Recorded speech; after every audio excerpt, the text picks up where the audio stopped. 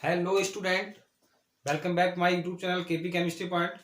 आज इवनिंग की क्लास में हम डिस्कस करने वाले हैं जो हमारा एक लास्ट टॉपिक जो रह गया था ईथर। उसमें हमारे ईथर प्रिपरेशन हो गई थी, डाई एथिल ईथर हमने पढ़ा दिया था आपको, नॉमेनक्लेचर करा दिए थे ईथर के, और हमने क्लासिफिकेशन ईथर करा दिया था। आज हम फिजिकल प्रॉपर्टी, केमिकल प्रॉपर्टी और यूजेस करने वाले हैं, यानी कि ईथर हम आज फुल्ली चैप्टर ये हमारा कंप्लीट हो जाएगा। लगभग 4-5-6 क्लासों में पूरा अल्कोहल, फिनॉल और ईथर पूर्ण रूप से समाप्त हो जाएगा। कल मॉर्निंग के क्लास में 7:30 बजे हम डिस्कस जो करेंगे वो एल्डिहाइड, कीटोन और कार्बोक्सिलिक एसिड पे डिस्कस करने वाले हैं। एक अगला नेक्स्ट टॉपिक जो हमारा चैप्टर है एल्डिहाइड, कीटोन और कार्बोक्सिलिक एसिड, जो कि थोड़ा लेंथी चैप्टर है लेकिन इंपोर्टेंट ज्यादा है। उसमें कारण क्या है? Formaldehyde, acetaldehyde, formic acid, acetic acid, benzoic acid, benzaldehyde, ठीक है, और हमारा कीटोन यानी कि एसीटोन। इतने सारे टॉपिक कवर होने वाले हैं इस चैप्टर में। तो कल मॉर्निंग की क्लास में 7:30 बजे हम आपसे इस टॉपिक पे चर्चा करने वाले हैं। अभी हम जिस टॉपिक पे चर्चा करने वाले हैं वो हमारी फिजिकल प्रॉपर्टी यानी कि भौतिक गुण किसके? डाई एथिल ईथर के पढ़ेंगे। इसके बाद रासायनिक गुण करेंगे और यूजेस करेंगे। ठीक है, देखिए ईथर के भौतिक गुण यानी कि नंबर 1 पॉइंट है ईथर रंगहीन ईथरीय गंध युक्त द्रव होता है। सबसे पहले पॉइंट इसका यही होता है कि ईथर में ईथरीय हमारी गंध आती है, और क्या होता है? रंगहीन। क्या है? द्रव है। यानी कि किसी भी केमिकल की जब हम फिजिकल प्रॉपर्टी पढ़ते हैं, भौतिक गुण करते हैं, तो उसके भौतिक यानी कि फिजिकल के बारे में हमें डिस्कस करना होता है। यानी कि उसको कलर कैसा है, उसका दिखने में कैसा है, वाष्पशील है या ज्वलनशील है या नहीं है, उसके बारे में हमें बताना होता है। ठीक है, तो पहला पॉइंट हमारा था ईथर रंगहीन, ईथर ये गंध युक्त द्रव होता है। ठीक है, ये अति वाष्पशील व अति ज्वलनशील होता है। ठीक है, अति वाष्पशील यानी कि जैसे ही हम उसको खुले में रखेंगे तो वो वाष्पीकृत हो जाएगा। ज्वलनशील का मतलब जलने वाला। अच्छा, एक चीज और है, कोई भी केमिकल हो हमें ठंडा जब महसूस होता है, यदि कोई भी केमिकल हमारी स्किन पे लगा हुआ है, हमें ठंडा महसूस कब होता है? ठंडा वही केमिकल महसूस होगा जो वाष्पशील होगा, यानी कि जो हमारी बॉडी से ऊष्मा ग्रहण करेगा और एकदम ऊष्मा लेके वाष्पीकृत हो जाएगा, वह केमिकल हमें ठंडा महसूस होगा। ठीक है, इसीलिए ईथर जब भी हमारी बॉडी पे लगता है तो वो हमें ठंडक प्रदान करता है। क्यों? क्योंकि हमारी बॉडी से ऊष्मा लेके वाष्पीकृत हो जाता है वो। ठीक है, यानी कि ये अति वाष्पशील व अति ज्वलनशील द्रव होता है। ठीक है, डाई एथिल ईथर का क्वथनांक 307.6 केल्विन होता है। ठीक है, इसका ये पॉइंट बहुत इंपॉर्टेंट है, ये पॉइंट स्टार लगा दीजिए। डाई एथिल ईथर में सांस लेने पर मूर्छा आ जाती है। ठीक है, यानी कि अगर हम डाई एथिल ईथर को सूंघ लें तो हम बेहोश हो जाएंगे, मूर्छा आ जाएंगे। ठीक है, मूर्छा जाती है यानी कि बेहोश हो जाते हैं। क्लियर?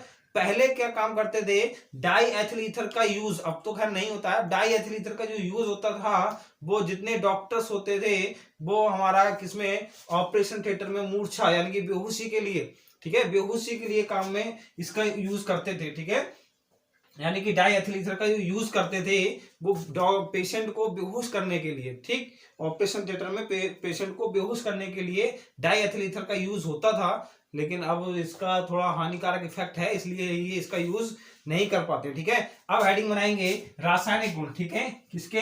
डाई एथिल ईथर के रासायनिक गुण। क्लियर? रासायनिक गुण ज्यादा नहीं है, 8-10 रासायनिक गुण पढ़ने वाले हैं, लेकिन वो सब इंपॉर्टेंट हैं। ठीक है, केवल इंपॉर्टेंट ही मैं आपसे डिस्कस करने वाला हूं। ठीक, यानी कि डाई एथिल ईथर के, या ईथर के लिख लो, डाई एथिल ईथर उसमें हो ही जाएगा, कॉमन पढ़ ले रहे हैं हम। ईथर के रासायनिक गुण क्या करने हैं हमें? रासायनिक गुण। ईथर के रासायनिक गुण कौन कौन से होंगे देख लीजिए। रासायनिक गुण कौन कौन से हैं? ठीक है, ईथर के रासायनिक गुण। ठीक, नंबर 1 हेडिंग बनाएंगे। नंबर 1 हेडिंग बनाए दहन, कंबंशन। ठीक है, दहन। अच्छा, अब मैं दहन क्रिया में आपको बताऊं, जैसे कोई भी केमिकल है या कोई भी पदार्थ है, जलता कब है? आप सोचे कि दहन क्रिया हो रही है यानी कि कब कोई भी पदार्थ कब जलेगा? जब उसे इन्वायरमेंट ऑक्सीजन का मिलेगा। अगर ऑक्सीजन वातावरण उसे नहीं मिल पा रहा है तब वह पदार्थ नहीं जलेगा। ये चीज विशेष तौर पे ध्यान रखें। किसी भी केमिकल के अगर दहन कंबंशन आपसे पूछा जाए तब आप उसको ऑक्सीजन के साथ रिएक्शन करके दिखाएंगे। ठीक है, किसके साथ दिखाएंगे? ऑक्सीजन के साथ। क्लियर? ऑक्सीजन के साथ हमें रिएक्शन करने होंगे तो हम देखें डाई एथिल ईथर को यानी कि या हम यहाँ पे कर सकते हैं die ethyl ether C2H5O C2H5। ठीक है, इसको हम किसके साथ जला दें? ऑक्सीजन के साथ दहन क्रिया कर रहे हैं। क्या कर रहे हैं? दहन क्रिया करेंगे तो यहाँ पे क्या बनेगा भाई? ये क्या है हमारे पास? Die ethyl ether. क्या है? Die ethyl ether. ठीक है, ऑक्सीजन के साथ हम कर रहे हैं, दहन क्रिया कर रहे हैं, तब कार्बन डाइऑक्साइड और जल बनेगा। क्या बनेगा? कार्बन डाइऑक्साइड और जल बनेगा। रिएक्शन हम संतुलित करेंगे। भाई रिएक्शन संतुलित कैसे करेंगे देख लीजिए। कार्बन के 4 हैं, 4 आप यहां लगा दीजिए। ठीक है, हाइड्रोजन के कितने हो गए? 10, तो आप 5 यहां लगा दीजिए हाइड्रोजन के। क्लियर? 5 यहाँ पे ये हो रहे हैं ऑक्सीजन के। ठीक है, 5 ऑक्सीजन के ये हो गए और 4 दूनी 8, 8 और 5 कितने होते हैं भाई? 13। तो ठीक है, 13 हमें करना होगा। 6 आप यहाँ लगा दीजिए, 13 हो गए। रिएक्शन संतुलित हो गई। ठीक है, कभी भी डाई एथिल ईथर का कंबंशन आपसे पूछा जाए तब क्या होगा भाई? कार्बन डाइऑक्साइड बन निकलेगी गैस और वाटर बनेगा। ठीक है, कार्बन डाइऑक्साइड और जल ही बनना है। ये जो रिएक्शन थी हमारी कंबंशन यानी कि दहन क्रिया जो किसकी थी? डाई एथिल ईथर की थी। ठीक है, अब हम करेंगे हैलोजिनेशन। क्या हेडिंग बनाएंगे? नंबर 2 हैलोजिनेशन, हैलोजनीकरण। ठीक, हैलोजिनेशन बहुत इंपॉर्टेंट है। अब तक एग्जाम में, बोर्ड एग्जाम में सबसे ज्यादा रिएक्शन जो आती है वो हैलोजिनेशन ही पूछी जाती है। क्यों? क्योंकि हैलोजिनेशन 2 प्रकार से रिएक्शन देता है। एक तो ये सूर्य की प्रकाश की उपस्थिति में और एक अंधेरे में यानी कि इन डार्क में। ठीक है, देखेंगे नंबर 2 हेडिंग डालेंगे क्लोरीनेशन। डालो क्लोरीनेशन, क्लोरीनेशन। ठीक है, क्लोरीनेशन यानी कि क्लोरीनीकरण। क्लोरीनीकरण में क्या होता है भाई? देखिए क्लोरीनीकरण 2 टाइप से होगा। नंबर ए लिखेंगे इन डार्क। ठीक है, इन डार्क यानी कि अंधेरे में ये रिएक्शन होती है तो क्या देगा भाई? अंधेरे में रिएक्शन क्या देगा? ये चीज आपको जानना है। अंधेरे में भाई रिएक्शन किस प्रकार से देंगे? यहाँ पे देखिए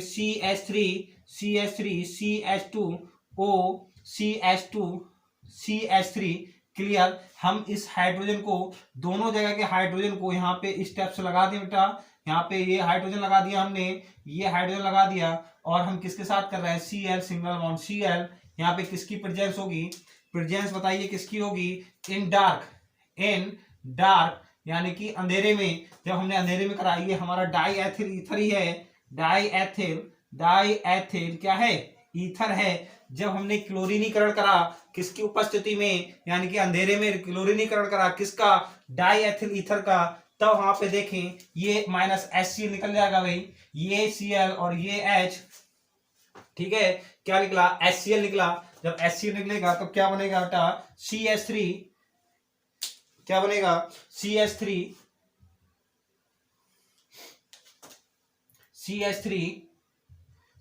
सिंगल और HOCH।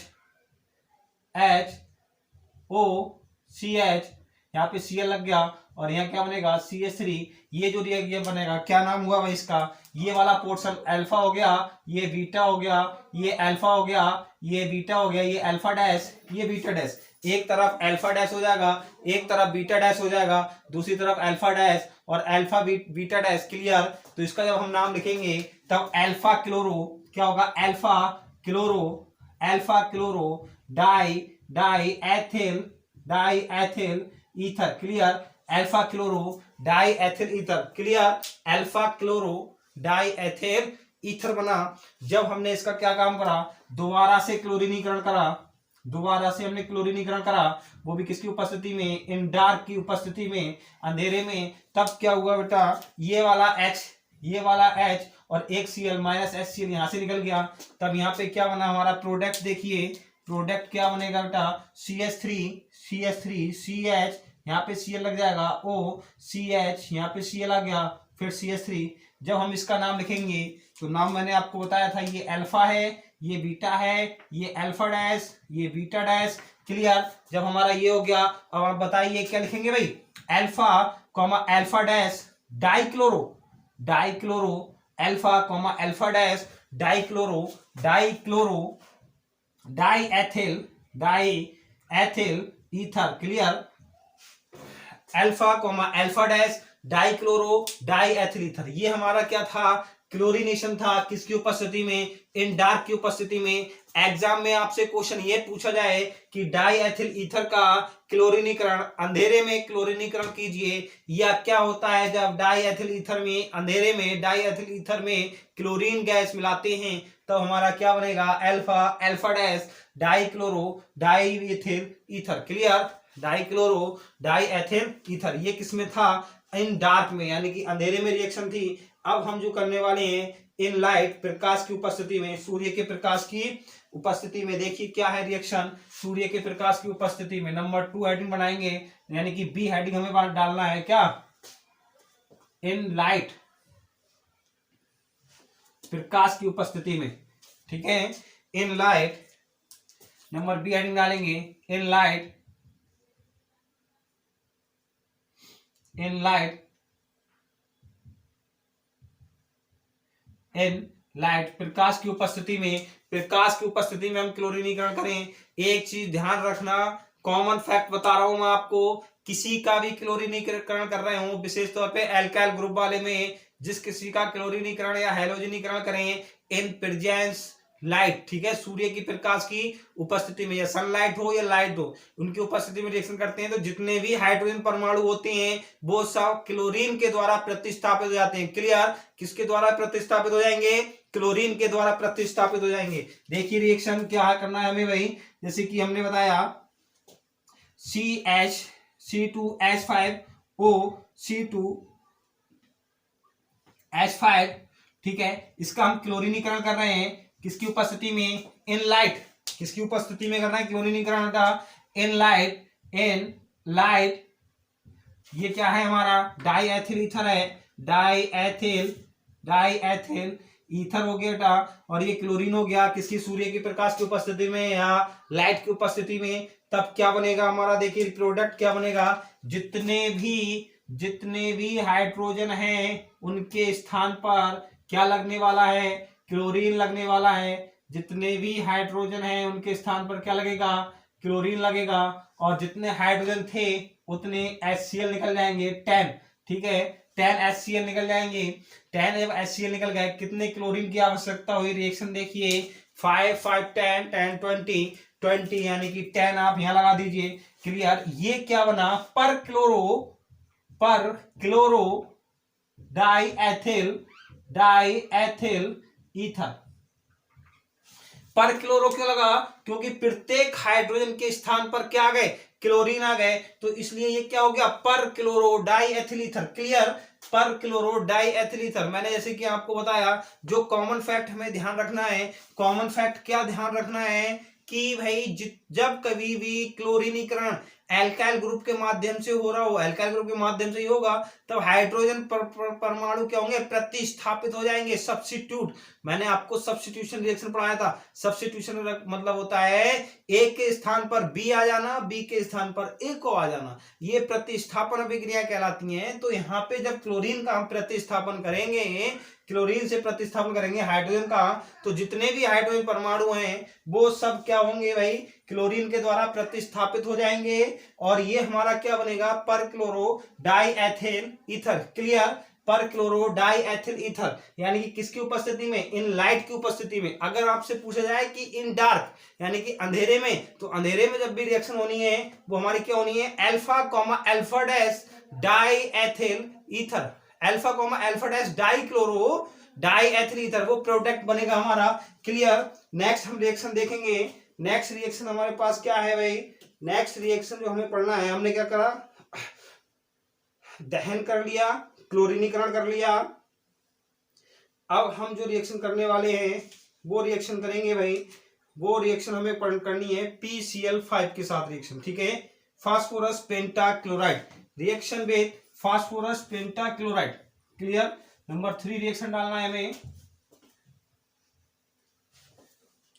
नंबर 3 रिएक्शन देखें हेडिंग में, reaction with PCl5, clear, reaction with PCl5, ठीक है, PCl5, PX5 या PCl5। मैंने आपको बताया था किसी की भी रिएक्शन करनी हो हमें, किसी की भी रिएक्शन हमें करनी हो, यानी कि हम ROR ईथर की रिएक्शन कर रहे हैं बेटा PCl5 के साथ, तब मैंने बताया आपको एक ट्रिक बताई थी, कभी भी PCl5 के साथ रिएक्शन करनी हो और दूसरे केमिकल में हमारा ऑक्सीजन आइटम उपस्थित हो, तब आपको कुछ नहीं करना है, POCl3 100% निकालना है। मैंने बताया था जिसमें हैलोजन ज्यादा, उसमें हैलोजन ज्यादा वाले प्रोडक्ट निकलेगा, ये क्या है, फास्फोरिल क्लोराइड निकलेगा, क्लियर, POCl3 100% निकलेगा, और क्या बचा बेटा RCl, ठीक है, कितने आ रहे हैं 2 लगा दीजिए, रिएक्शन संतुलित हो गई हमारी, ठीक है। क्या नाम बना इसका भाई, इसका जो नाम बनेगा वो क्या है, ये हमारा क्या है, ईथर है, क्या है, ईथर है, और ये क्या है, फास्फोरस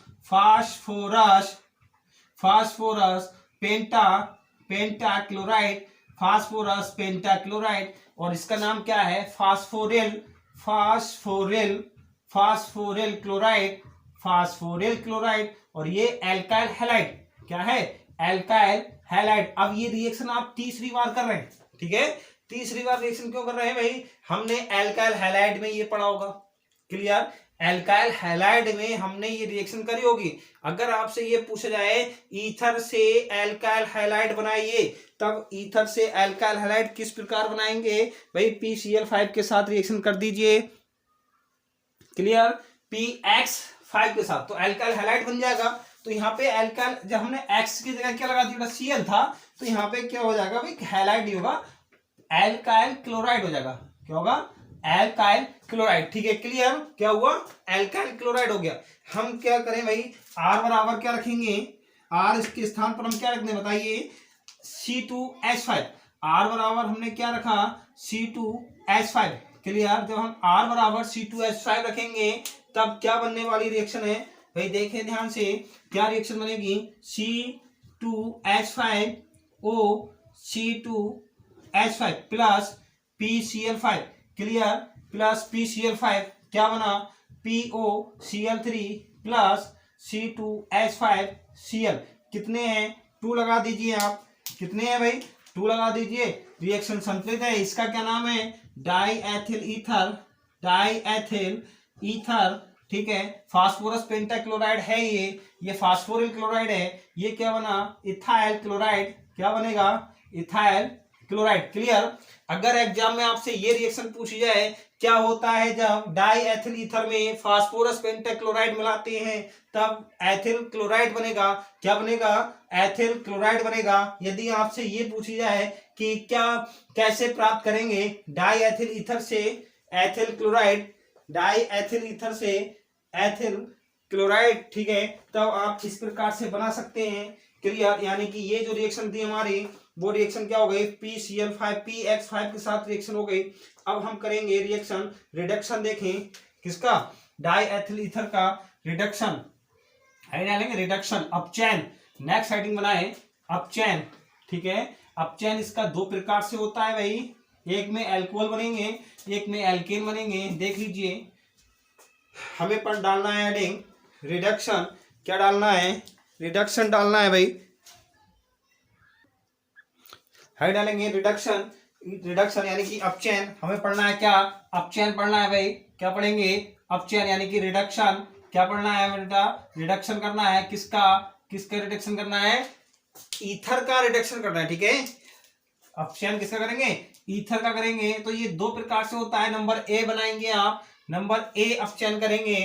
देखो नंबर ए अपचैन में हमें क्या करना है, जब थ्योरी लिख लीजिए, ये थ्योरी नहीं लिखे तो डायरेक्ट रिएक्शन देख लीजिए भाई। अपचयन हमें करना है एल्कोहलों का, भाई सॉरी एल्कोहल में ईथर का हमें अपचयन करना है, हमें ये ईथर है इसका अपचयन करना है। अपचयन अभिकर्मक,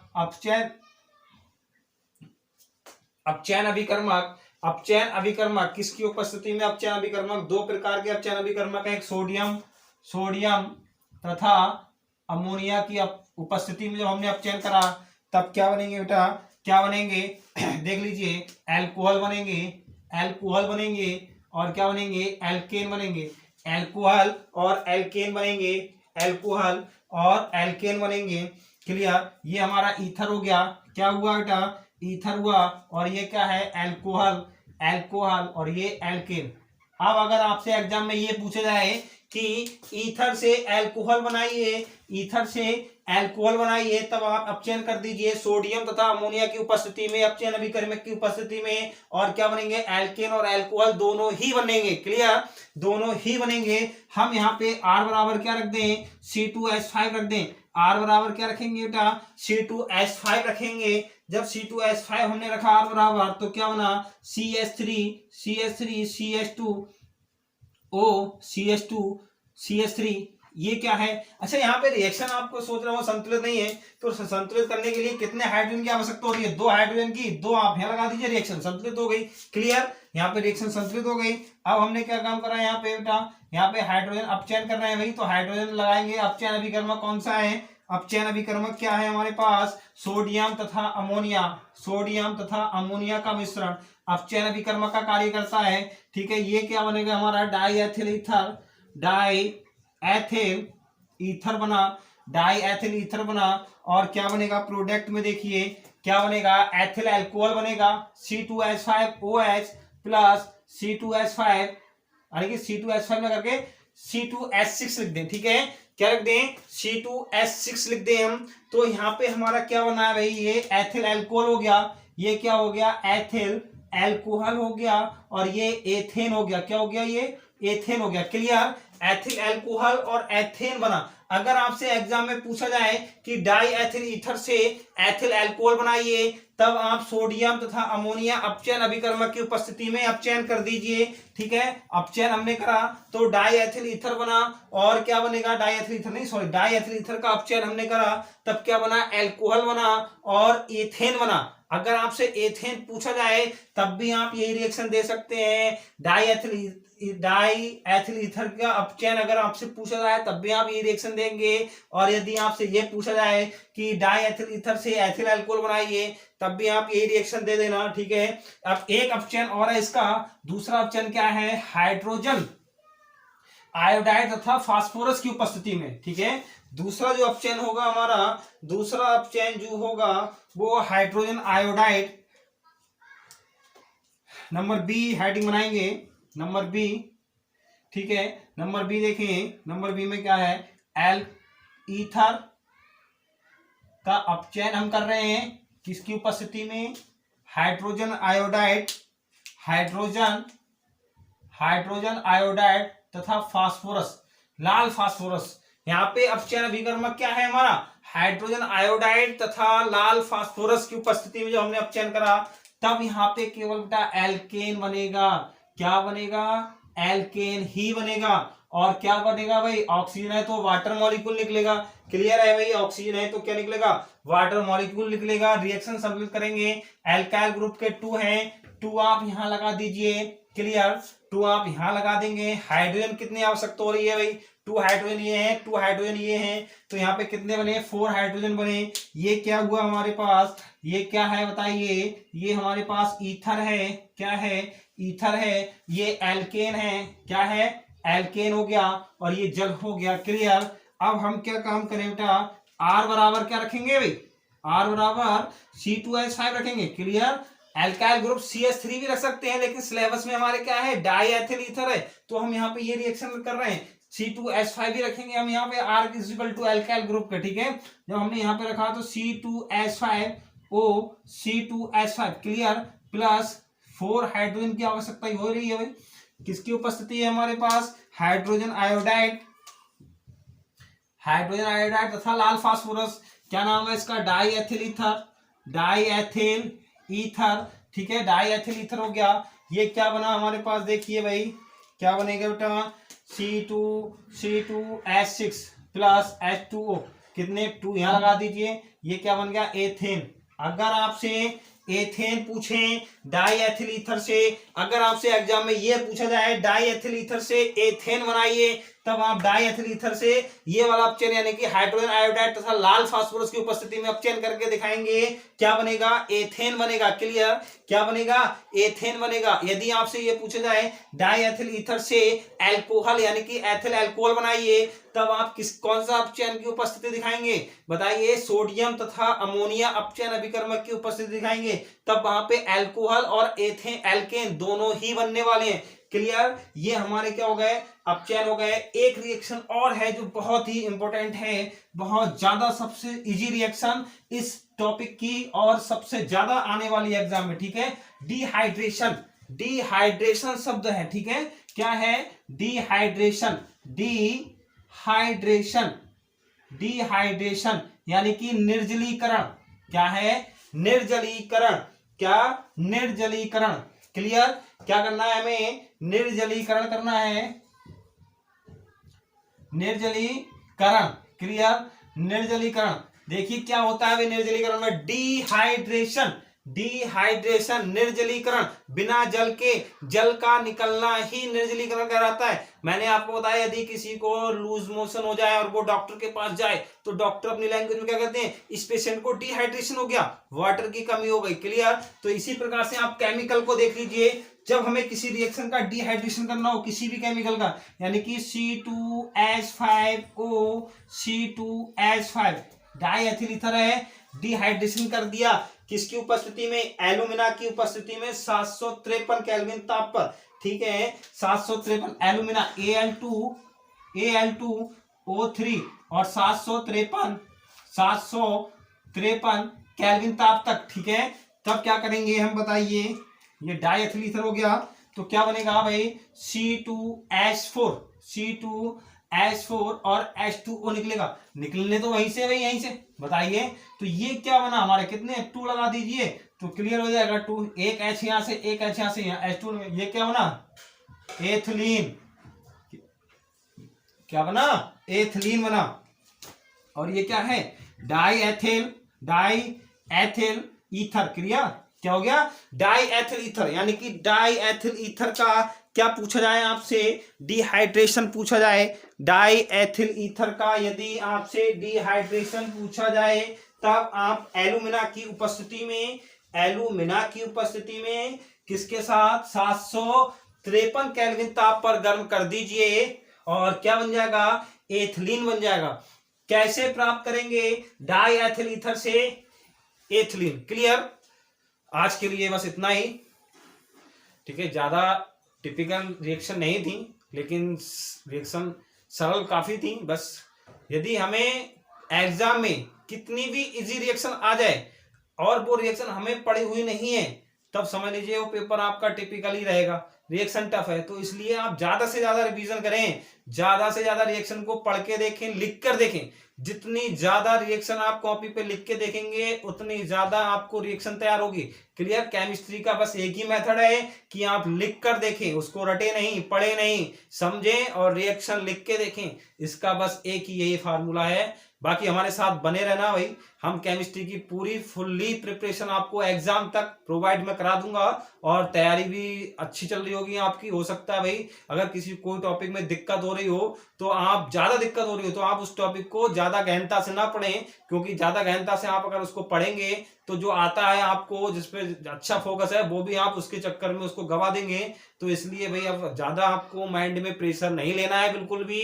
केवल आपको माइंड को पॉजिटिव रखना है। ये समझ लीजिए कि आपको सब कुछ आता है। अगर माइंड में आपको ये पॉजिटिव थिंकिंग्स बनाकर रखेंगे कि हमें सब कुछ आता है, हम एग्जाम को बहुत अच्छे से डील कर सकते हैं, हैंडल कर सकते हैं। बिल्कुल एक एक रिएक्शन धुआं बना के उसको रिएक्शन को पूरा उसकी औकात दिखा देंगे। ठीक है? तो आप बस हमारे साथ बने रहना। प्रैक्टिस कल मॉर्निंग में मिलते हैं आपको, मॉर्निंग 7:30 बजे। नेक्स्ट चैप्टर है हमारे पास एल्डिहाइड, कीटोन तथा कार्बोक्सिलिक एसिड। एल्डिहाइड, कीटोन तथा कार्बोक्सिलिक एसिड 4-5 क्लास में मैं इस टॉप चैप्टर को यानी कि टॉपिक को क्लियर करने वाला हूं, फुल्ली क्लियर करने वाला हूं। केवल वो टॉपिक पढ़ाने वाला हूं जो बोर्ड एग्जाम में आने वाले हैं। ठीक है? जो बोर्ड एग्जाम में सबसे ज्यादा पूछे जाते हैं, वो टॉपिक मैं आपको इस चैप्टर में पढ़ाने वाला हूं। कल मॉर्निंग 7:30 बजे। क्लियर? कल मॉर्निंग 7:30 बजे मिलते हैं। बाकी पढ़ते रहिए, खुश रहिए, मस्त रहिए। अगर वीडियो पसंद आई हो तो लाइक करें, शेयर करें और चैनल सब्सक्राइब करें। अपने से बड़ों का सम्मान कीजिए। Thank you very much.